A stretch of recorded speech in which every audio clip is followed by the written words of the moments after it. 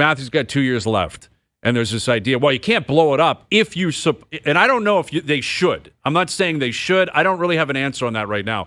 There's a part of me that leans both ways. But it's taking away from what actually might be going on the ice. It's like, you can't do that with Matthews still here. Well, what if he's not playing anything close to what he's supposed to do? Right. So that means you still got to commit to it. And to your point, that's what they've done for 9 years. Exactly. And with or without Matthews, you got to do what you think is in your best interest to get to the promised land.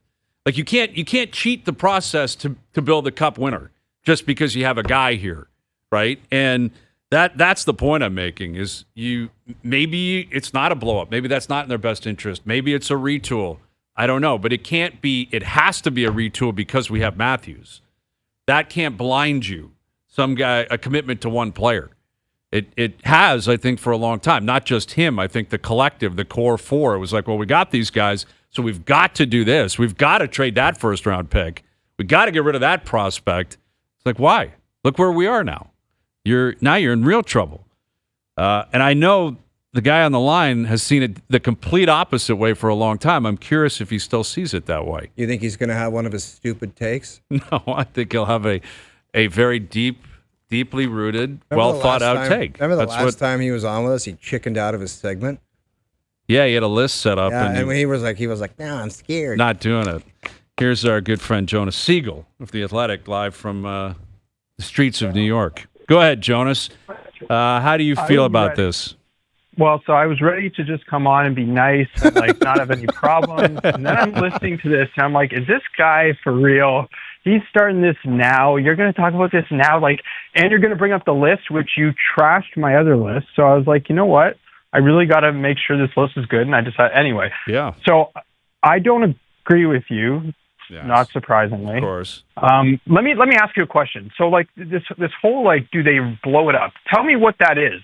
Tell me what that looks like. Because to me, that looks like 5 to 7 years potentially in the wilderness. I don't totally understand how that actually makes any sense. Well, here's the problem though, Joan. Listen, I'm not sitting here committed to the blow up. Let me clarify that. I haven't made that statement. I know people are waiting for my proclamation on what I want to happen with the Leafs. The blow up scenario? Yeah, I haven't reached that scenario because there's a part of me that also thinks collectively the market and the fan base and everyone involved has to breathe a little bit. It's been an awful season. One awful season. It doesn't mean everything needs to get shipped out. Teams have down years. Sometimes you have to breathe. I think the best run organizations do have patience. They allow themselves to breathe and recalibrate, and that very well could be the case here. But, yes, a blow-up would suggest you're talking 4 or 5 years.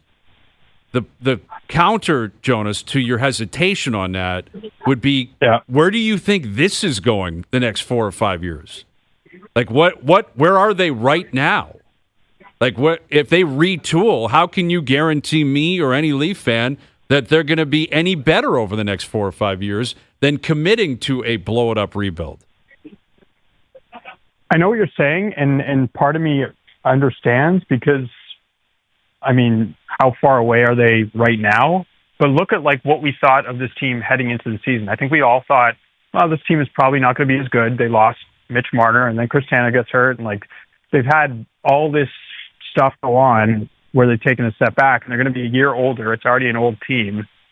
But I just wonder if you have the right front office, the right head coach, you make a one smart move, 2 smart moves, 3 smart moves, and you tinker some pieces of the roster, and they need big pieces. It's not just they need a 4th line center, which they now do, but they need a top pair defenseman. They need a 2nd line center. They need a top line winger. So there's a lot of stuff to do, but I just think you're not so far away. And I just I remember covering, you guys remember what it was like 10 years ago covering this team and how far away they were from anything it felt like. And they still have William Nylander in his prime, whatever you think, however long you think a prime lasts, he's right around there. Austin Matthews is going to be 29 in the fall. It's not like he's 35. And, whether he's the same player as he was before, he's not at the moment, still really good. And if you surround him with more talent, what do you have? I just am not so convinced that they're so far away from getting back on the right track. But the question is, like, can you get back to actually being a cup contender and not just a playoff team? I don't know that.